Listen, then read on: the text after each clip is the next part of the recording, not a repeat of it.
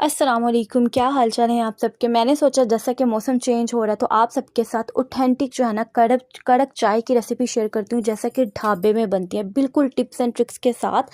सबसे पहले अगर आप चाहते हैं अच्छी जो है ना स्ट्रॉन्ग चाय बनाना, जिससे आपकी थकन दूर हो और बेहतरीन आपको वाकई ही चाय लगे, यहाँ पर जी मैंने दूध ऐड किया 1 कप और 1 कप ही आप इसमें ऐड करेंगे पानी।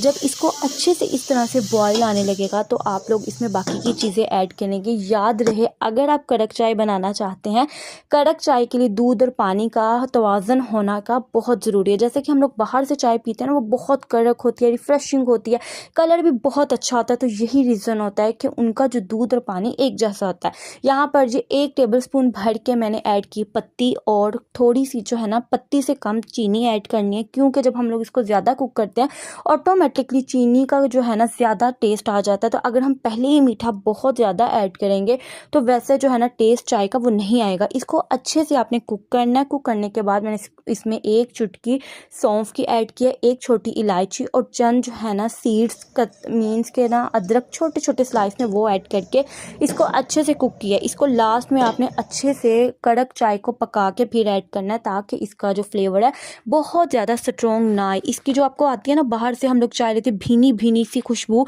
वो इसीलिए आती है कि टेस्ट ऐड हो जाता है, फ्लेवरफुल चाय बनती है, और वो लास्ट में ऐड करते हैं स्ट्रॉन्ग चाय, मीन्स के नहीं बनती। आप लोग इस तरह से चाय को ट्राई करें, बहुत अच्छी बनेगी। गेस्ट के आगे गर्मा गर्म विंटर्स आ रही हैं, चाय रखें, साथ कुछ इजी स्नैक्स और लवाजमात रखें और आपकी वाह वाह होगी। और जब अगेन आपके घर गेस्ट आएंगे तो आपसे फरमाइश करेंगे।